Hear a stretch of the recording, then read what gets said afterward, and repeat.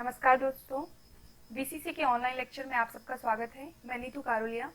आज के इस लेक्चर में हम बात करेंगे आर्टिकल 21 के बारे में। इंडियन कॉन्स्टिट्यूशन का पार्ट 3 जो है फंडामेंटल राइट से रिलेटेड है, जिसमें आर्टिकल 12 से 35 में हमारे मौलिक अधिकारों के बारे में बात की गई है। आर्टिकल जो 12 है वो स्टेट वर्ड को डिफाइन करता है। वहीं आर्टिकल 13 यह गारंटी देता है कि किसी भी कानून के द्वारा यदि हमारे मौलिक अधिकारों का हनन किया जाता है तो उस कानून को खारिज कर दिया जाएगा या उस कानून को हटा दिया जाएगा और हमारे मौलिक अधिकारों का संरक्षण किया जाएगा। फिर आर्टिकल 14 से 32 तक में मौलिक अधिकारों के बारे में बात की गई है और आर्टिकल 33, 34, 35 ये उनसे संबंधित जो भी प्रावधान है उनके बारे में बात करता है। आज के इस लेक्चर में हम जो बात करेंगे वो 21 के बारे में बात करेंगे। The Article 21 of Indian Constitution says no one shall be deprived of life and personal liberty except according to procedure established by law। तो आर्टिकल 21 कहता है कि किसी भी व्यक्ति को, चाहे वह भारतीय नागरिक हो या किसी भी अन्य देश का नागरिक, यदि वह वैध रूप से भारत में रह रहा है तो आर्टिकल 21 उसे सुरक्षा प्रदान करता है। किसी भी व्यक्ति को उसके प्राण या दैहिक स्वतंत्रता से विधि द्वारा स्थापित प्रक्रिया के अनुसार ही वंचित किया जाएगा, अन्यथा नहीं। तो आर्टिकल 21 में कहा गया है कि किसी भी व्यक्ति को उसके जीवन जीने के अधिकार से या उसकी दैहिक स्वतंत्रता से विधि द्वारा स्थापित प्रक्रिया के अनुसार ही वंचित किया जाएगा, अन्यथा नहीं।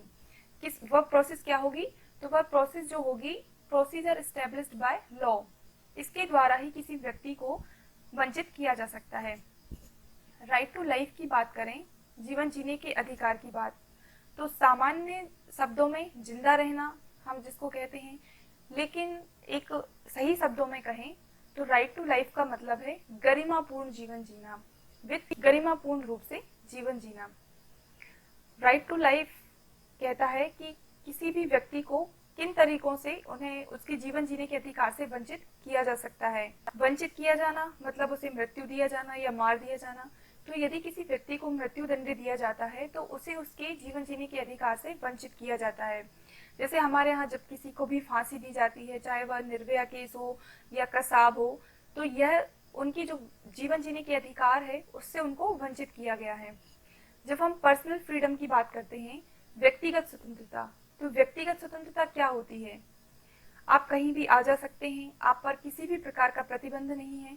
आप भारत के किसी भी राज्य में जाना चाहें, किसी भी केंद्र शासित प्रदेश में जाना चाहें, घूमना चाहें तो आप जा सकते हैं। यह आपकी व्यक्तिगत स्वतंत्रता है। तो व्यक्तिगत स्वतंत्रता पर प्रतिबंध या उससे आपको वंचित किया जाना, इसका मतलब होता है कि आपको बंद करना या आपको जो है कैद करना, आपकी व्यक्तिगत स्वतंत्रता जो है उससे आपको कैद करना। बंधुआ मजदूरी जो है वह भी आपकी जो है आपको व्यक्तिगत स्वतंत्रता से वंचित करता है। चाहे जो आप देखेंगे कहीं कहीं आपको देखने मिलेंगे छोटे छोटे बच्चे जो भीख मांगते हैं, वो भी इसके अंतर्गत ही आते हैं। यदि किसी महिला को बेच दिया जाता है तो वह भी जो है आपकी व्यक्तिगत स्वतंत्रता का हनन है या वह आपको व्यक्तिगत स्वतंत्रता से वंचित करता है। तो आर्टिकल 21 के अंतर्गत ऐसी स्वतंत्रताएं हैं जो आपको दी गई हैं। इनसे रिलेटेड कुछ वाद या मामले भी हैं, जैसे मेनका गांधी वाद है जो बहुत ही फेमस है। 1977 की बात है जब यह कोर्ट में फाइल किया गया। तो 1978 और 1977 इमरजेंसी का टाइम था। मेनका गांधी ने पासपोर्ट के लिए अप्लाई किया हुआ था, तो पासपोर्ट ऑफिस ने जो है उनका पासपोर्ट जब्त कर लिया था। इसको चैलेंज करते हुए मेनका गांधी जो है उन्होंने कोर्ट में इसके खिलाफ चैलेंज किया। तो उन्होंने कहा कि यह जो मेरे मौलिक अधिकार का हनन है, आपने यदि मेरा पासपोर्ट जब्त किया है और आप मुझे विदेश जाने से रोकते हैं तो यह मेरे मौलिक अधिकार का हनन है। तो सुप्रीम कोर्ट के द्वारा आर्टिकल 21 में यह जोड़ा गया कि विदेश जाना मौलिक अधिकार है। एक और केस की मैं बात करती हूँ जो हमारा आधार कार्ड से संबंधित है। राइट टू प्राइवेसी, आपको कहीं भी जाने का अधिकार है, कहीं भी रहने का अधिकार है, कुछ भी खाने का अधिकार है, आप जहाँ चाहें वहाँ रह सकते हैं, यह आपकी प्राइवेसी है। तो आधार कार्ड से संबंधित जो पुट्टा स्वामी थे, कर्नाटक के पूर्व जज थे हाई कोर्ट के, उनके द्वारा केस फाइल किया जाता है कि यह हमारा मौलिक अधिकार है, राइट टू प्राइवेसी, और उसके उनके केस के बाद ही आर्टिकल 21 में राइट टू प्राइवेसी जो है जोड़ा गया था। एक और केस की बात करती हूँ मैं, जैसे मैं यहाँ बात करती हूँ गरिमापूर्ण जीवन जीने का अधिकार। तो गरिमापूर्ण जीवन व्यक्ति कब जी सकता है? जब उसे एक अच्छा भोजन मिले, रहने के लिए आवास या मकान मिले, उसके साथ ही एक शुद्ध वातावरण मिले या शुद्ध पर्यावरण मिले। तो पर्यावरण, जो हमारे एक पर्यावरणविद हैं MC मेहता, एक बहुत ही इनको बोलना चाहिए कि बहुत ही विख्यात हैं। इन्होंने कई पर्यावरण से रिलेटेड जो केस हैं सुप्रीम कोर्ट में डाले हैं, चाहे वो गंगा प्रदूषण हो या नर्मदा यमुना नदी के द्वारा ताजमहल पे जो भी हानिकारक प्रभाव पड़ रहा हो वो, या दिल्ली में जो भी पॉल्यूशन हो। तो इनसे रिलेटेड इन्होंने कई बात जो है या केस जो है सुप्रीम कोर्ट में फाइल किए हैं। तो उनका ही एक केस है जो पर्यावरण से रिलेटेड है। तो उसकी सुनवाई पर या उसके द्वारा ही सुप्रीम कोर्ट ने आर्टिकल 21 में राइट टू, जो हमारा एनवायरनमेंट वाला एक स्वच्छ पर्यावरण प्रदान करना, वो आर्टिकल 21 में जोड़ा था। इसके आगे हम बात करेंगे निरोध या डिटेंशन की बारे में। तो गिरफ्तारी और निरोध में क्या डिफरेंस होता है, डिटेंशन और अरेस्ट में क्या डिफरेंस होता है बेसिक। तो दोनों का अर्थ तो यही होता है बंद करना, अरेस्ट और डिटेंशन का। लेकिन डिटेंशन में थोड़ा सा और डीप होता है, इसको हम आगे मैं आपको बताती हूँ। तो गिरफ्तारी कितने तरीके से होती है? तो 3 तरीके से आपको देखने को मिलेंगी। पहला जो है प्यूनिटिव डिटेंशन, दंडात्मक निरोध।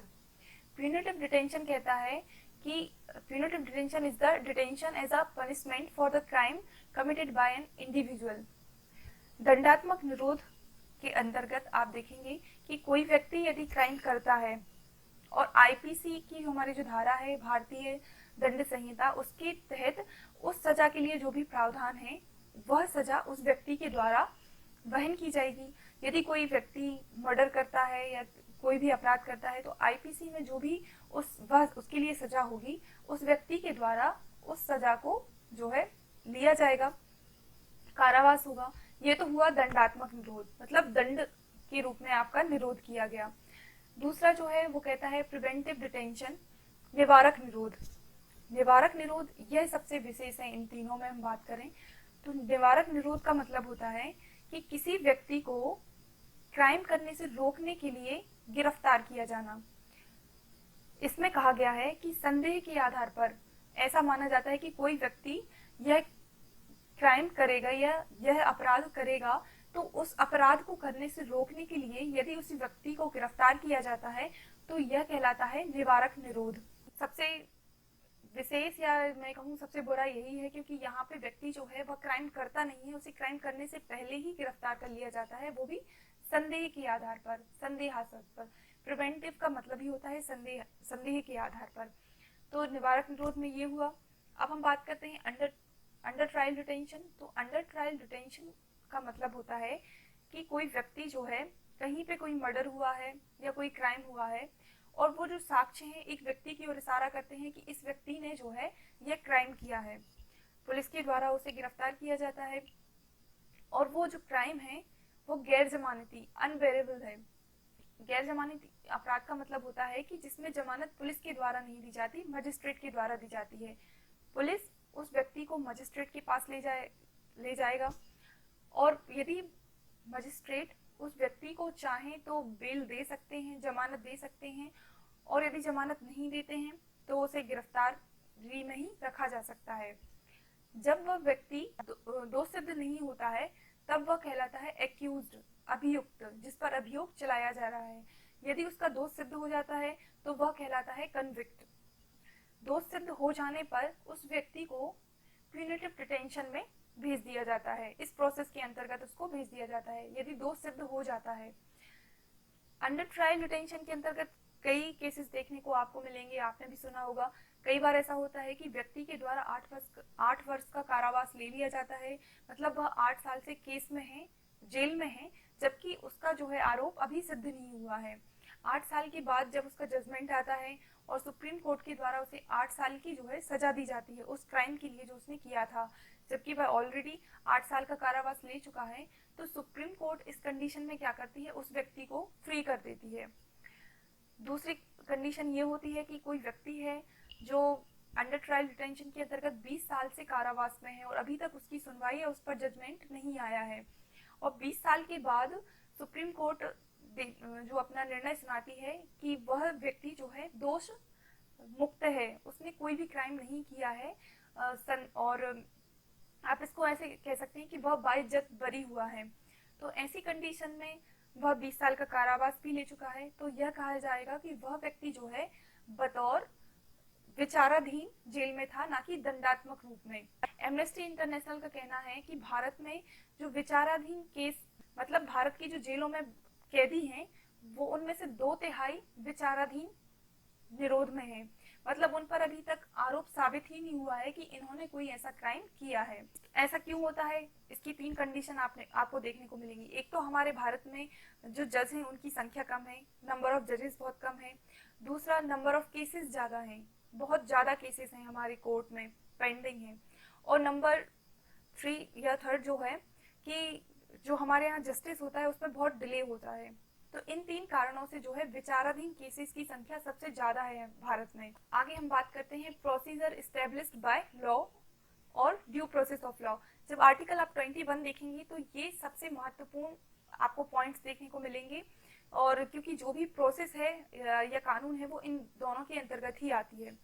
तो प्रोसीजर एस्टेब्लिश्ड बाय लॉ कहता है कि जो प्रोसीजर है वो एस्टेब्लिश्ड होगी लॉ के द्वारा।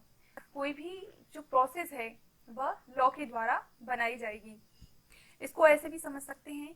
तो प्रोसीजर एस्टेब्लिश्ड बाय लॉ का मतलब है कि उस प्रक्रिया के तहत यदि किसी को जीवन या व्यक्तिगत स्वाधीनता से वंचित किया जाएगा, मतलब इसकी जो प्रोसेस है इसके द्वारा यदि किसी व्यक्ति को उसकी जीवन या व्यक्तिगत स्वतंत्रता से वंचित किया जा सकता है, और जो जुडिशरी होगी वह क्या चेक करेगी कि जो प्रोसेस थी उसको ध्यान में रखा गया है कि नहीं। यदि किसी व्यक्ति को उसकी जीवन और व्यक्तिगत स्वतंत्रता से वंचित किया जाता है तो जुडिशरी यह चेक करेगी कि जो कानून था उसका पालन किया गया है कि नहीं, वह जो प्रोसेस थी वह सही थी या नहीं, उसमें जब जो मेजॉरिटी थी वह थी या नहीं। तो इन 3-4 पॉइंट को जो हमारी जुडिशरी है वह चेक करेगी, और उस लॉ में जो भी प्रोसीजर बताई गई है तो उसके तहत ही जो जीवन और व्यक्तिगत स्वतंत्रता से किसी व्यक्ति को वंचित किया जा सकता है। यह कहता है procedure established by law.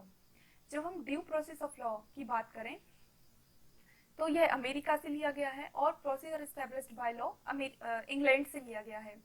First जो है इंग्लैंड से लिया गया है और due process of law America से लिया गया है। यह कहता है कि जो हमारा मतलब हमारी लॉ है या कानून है, वह जुडिशरी केवल कानून का प्रोसीजर चेक नहीं करेगी। मतलब हमारी जो जुडिशरी है वह सिर्फ कानून की जो भी हमारी प्रोसेस है उसको चेक नहीं करेगी, बल्कि वह यह भी देखेगी कि जो कानून में लिखा है वह सही लिखा है कि नहीं, ठीक लिखा है कि नहीं, कहीं ऐसा तो नहीं कि वो हमारी डेमोक्रेसी और फंडामेंटल राइट्स को किसी भी प्रकार से अफेक्ट कर रही है, या हमारे जो भी नेचुरल लॉ या नेचुरल जस्टिस है उसको किसी प्रकार से हस्तक्षेप तो नहीं कर रही है। तो ये सब जो है ड्यू प्रोसेस ऑफ लॉ के अंतर्गत देखा जाता है।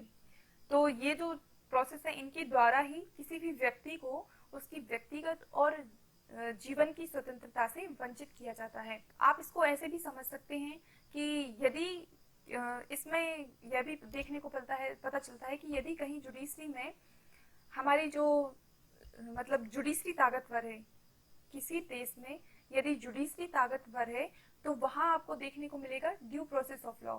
यदि जुडिशरी ताकतवर है और यदि कहीं पार्लियामेंट ताकतवर है, हमारी जो संसद ताकतवर है, तो वहां आप ताकतवर मतलब पावर में है, तो वहां आपको प्रोसीजर एस्टेब्लिश्ड बाय लॉ देखने को मिलेगी। तो आज के वीडियो में इतना ही। यदि आपको यह वीडियो पसंद आया हो तो please like, share and subscribe करें। Thank you.